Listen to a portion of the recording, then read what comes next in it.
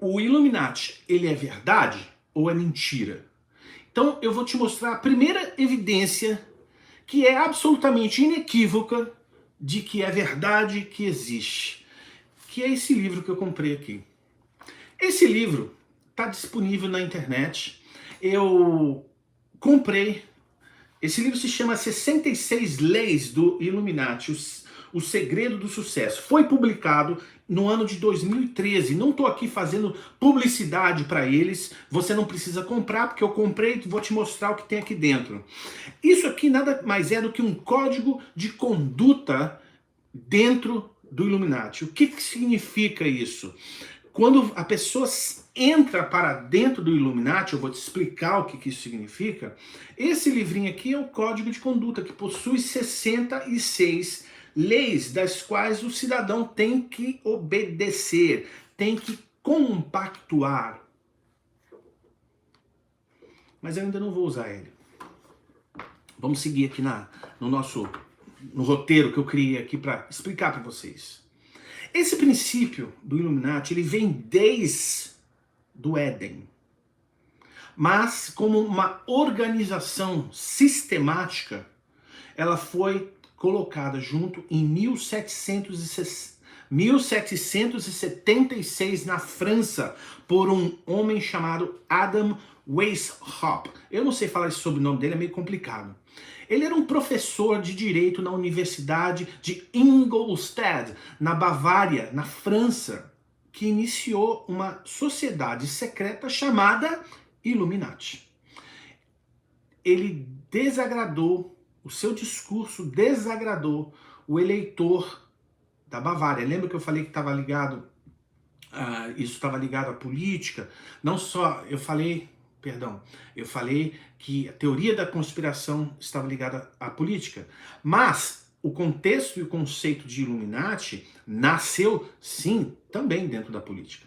E ela desagradou ao eleitor da Bavária e fechou 10 anos depois. Qual era o objetivo disso? O objetivo dele era promover ideias liberais numa era onde o domínio da monarquia e do clero estavam desmoronando em meio à Revolução Francesa. Aí, mesmo depois de fechada, o modo de pensar não foi extinto. E já no século XX, os teóricos sobre conspiração afirmaram que os Illuminati eram sim uma elite secreta empenhada em dominar o mundo. Pode parecer uma declaração muito louca, muito excêntrica, dominar o mundo, mas dentro do contexto bíblico, na história da humanidade onde nós estamos vivendo, ela é absolutamente real e tem total sentido. E eu vou mostrar para você. Tire as suas conclusões ao final, depois que eu te explicar tudo, tá? E eu vou sinceramente falar uma coisa. Eu não vou conseguir falar tudo. Não tem condições de falar absolutamente tudo, mas eu fui no cerne da questão para conseguir transmitir para você. Então,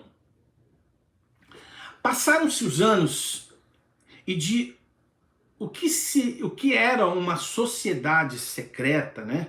Isso virou um termo aceito e de certa forma até deixado de lado, né? E é aí que está justamente o perigo. Porque se falou tanto de Illuminati, que as pessoas falam, palhaçada, isso aí não existe. Então, hoje, existem duas vertentes do Illuminati. A vertente número 1, que diz respeito à conspiração, né? Passou a ser apenas uma agenda de marketing, tá? Hoje, quando algum cidadão famoso, né, é identificado como Illuminati, percebe-se que existe um glamour, né, uma coisa, um status de glamour, vamos assim dizer. Esse é a primeira vertente.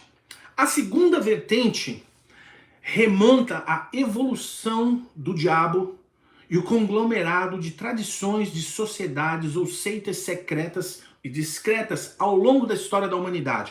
É aí que eu vou focar.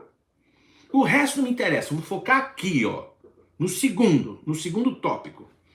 Por exemplo, o grão-mestre de uma dessas sociedades secretas é chamado de Illuminati. É uma sociedade secreta e discreta. Não vou falar o nome dessa sociedade porque isso é óbvio, né? Todo mundo sabe. Mas vamos abordar aqui a evolução do diabo na história da humanidade, pois esse sim tem um aspecto direto no mundo espiritual que afeta você. Então, vou pegar o livro aqui e vou mostrar o que eu quero dizer com isso, de uma maneira cristalina, tá?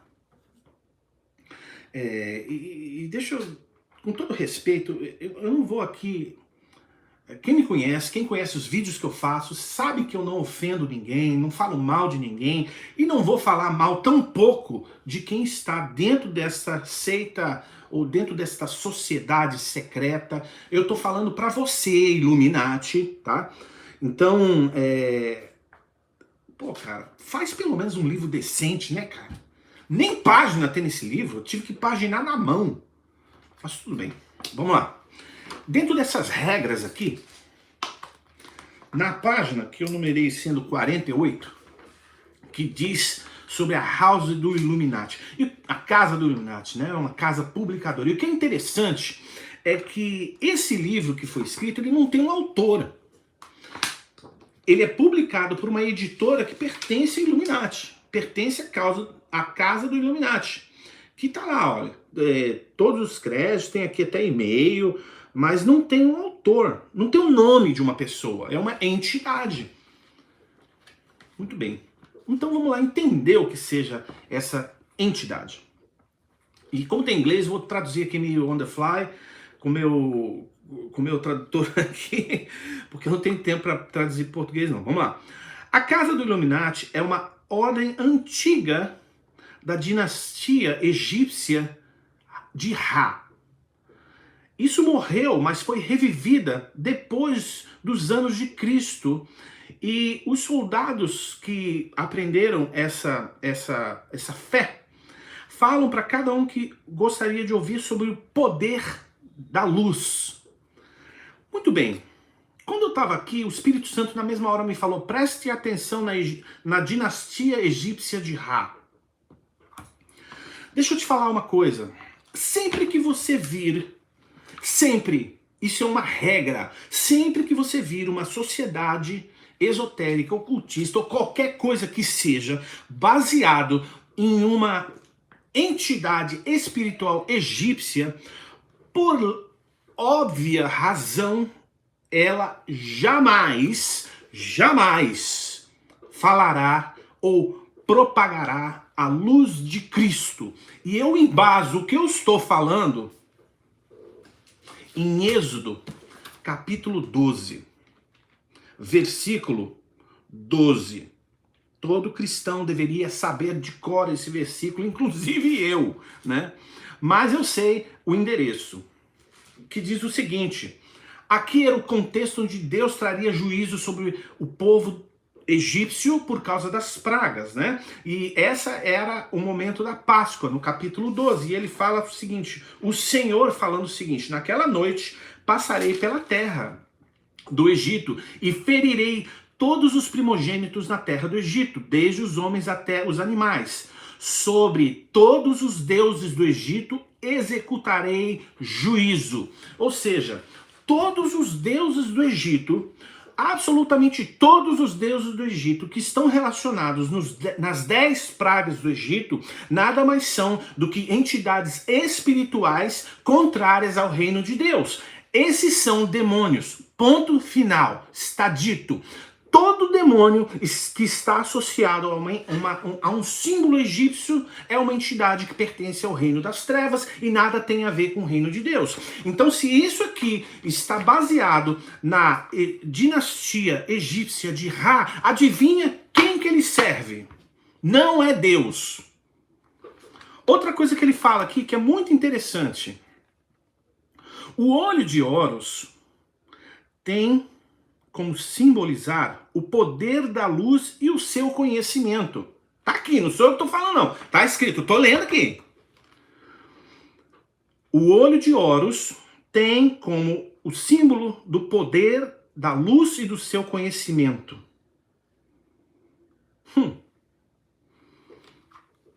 O olho de Horus. Horus também é um deus egípcio.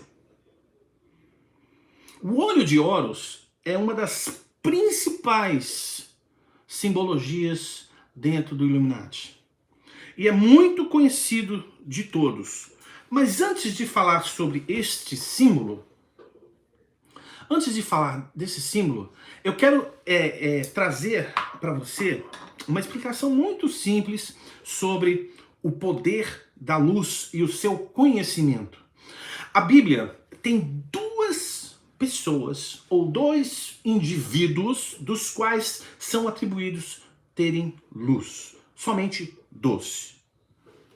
O primeiro é Lúcifer. E aonde que a gente lê isso? A gente lê isso em Isaías 14, 12. E eu marquei aqui, Isaías 14, 12. Está escrito: como caíste do céu, ó estrela da manhã, filha da alva, como foste lançado por terra, tu que debilitavas as nações. Tu dizias no seu coração: eu subiria ao céu acima das estrelas de Deus. Então aqui, olha o que o texto está dizendo aqui. Isaías está revelando para a gente: caíste do céu, número 1. Número 2, estrela da manhã, filha da alva. É uma linguagem que está dando àquele indivíduo que estava caindo do céu, que tinha a luminosidade como uma estrela da alva, e ele era filho. Filho é abaixo do pai. O pai é superior ao filho sempre. Então, essa entidade da qual Isaías está falando é Lúcifer. Tanto é que na versão da Vulgata, que é uma versão em latim, esse termo ele foi traduzido como Lúcifer, aquele que é portador de luz. Então, esse trecho está falando do primeiro ser que tem luz, ou seja, ele porta luz. Presta muita atenção, ele porta luz, ele não é a luz. O outro ser, da qual a palavra fala, que atribui luz, é Jesus. Onde está isso? João capítulo 8, versículo 12. Onde está Jesus? Jesus está no templo, em Jerusalém. Ele se levanta diante da multidão e ele diz o seguinte: eu sou a luz do mundo. Quem me segue não andará em trevas, mas terá a luz da vida. Vou repetir. Quem me segue não andará em trevas, mas terá a luz da vida. Então Jesus, ele é a luz do mundo. O outro, ele porta luz. Ele não é a luz. Quem segue esse aqui, que é Jesus, tem a vida. Quem segue esse aqui tem uma mentira. Então, o Illuminati, esse conhecimento da luz, e quando você lê esse livro, eu li, tá? Ele fala de luz o tempo inteiro, mas jamais ele atribui a fonte daquela luz como sendo Jesus. Jamais ele vai falar isso. O Illuminati nunca, jamais pregará a luz de Cristo para você. Nunca. Nem sequer o Illuminati busca os interesses do reino de Deus. A base do discurso que existe nas leis de quem serve esse diz o seguinte: obtenha sucesso sendo bom aos olhos de todos. Tomar um café aqui. E é um discurso bonito, é um discurso elegante, eu diria muito bem escrita essas leis. Mas todas elas contradizem a palavra de Deus. Eu comecei na primeira lei e fui vendo aqui a luz colocada dentro de você, o seu propósito é colocado dentro de você. Não é não. A luz não é colocada dentro de você, não. O que é colocado dentro de você, quando você recebe Cristo, é o Espírito de Deus. Não existe luz dentro de você, cara. Dentro de você existe trevas. Luz de Cristo, quando entra na sua vida, é a palavra de Deus. A palavra de Deus é a luz de Cristo. Mas vamos seguindo aqui. Agora, vamos falar sobre os escolhidos. E aí, eu fui aqui na página 48 e achei algo interessante. Achei algo bem interessante.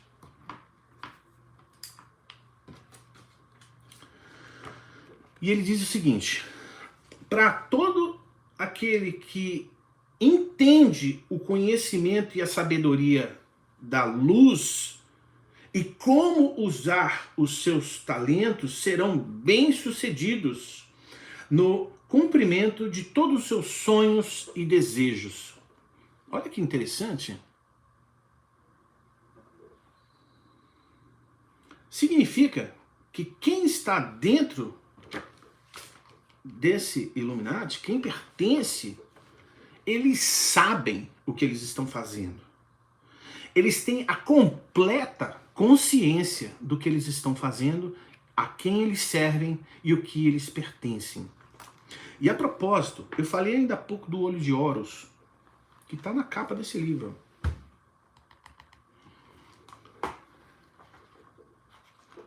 E é muito interessante, porque eu vou chegar lá, vou chegar no que você quer saber. É muito interessante porque os escolhidos para participar, eles têm uma premissa interessante que absolutamente copia o princípio de Deus. Quando você vai... Vou te dar um exemplo claro e inequívoco. Está em 1 Samuel 16:14, que é quando Deus permite que um demônio esteja sobre a vida de Saul por causa da sua desobediência. Então, os generais do exército de Saul falam para ele o seguinte: olha, eu conheço uma pessoa que pode resolver esse problema. E eles descrevem a personalidade dessa pessoa. E essa personalidade é muito interessante. No verso 18 diz o seguinte: ele é filho de um belemita, etc., que sabe tocar bem, ou seja, ele era um músico, entendia música, sabia como usar música. Aí ele fala que ele era um valente e guerreiro, ou seja, ele tem um espírito forte, é uma pessoa de fibra. Ele fala bem, ou seja, ele sabe se comunicar, sabe expor as suas ideias. E agora um detalhe muito interessante que a Bíblia não deixou de fora. Ele tem uma bela aparência. E principalmente, olha isso que ele fala, o Senhor é com ele. Ou seja, uma pessoa que tem uma característica física, uma característica psicológica e que Deus, o Supremo Pai, está com ele. Satanás olhou para esse princípio, já sei, vou escolher uma pessoa que é bonita, que entende de música, que sabe falar, e eu vou estar sobre ele. O diabo não perde tempo com quem não tem talento, ou qualquer característica que não vai ter apelo popular. Então, a pessoa que não tem talento, cara, vai procurar emprego em outra área, cara. O diabo não vai perder tempo com você, não. Outro dia eu recebi uma mensagem de um cara: sou guitarrista há 30 anos. Tô tentando há 30 anos fazer um pacto, não consigo. Eu falei, pô, será que isso não é um sinal? De repente, não é tua praia, né? Educadamente falei, pô, cara, cai na real, né, meu?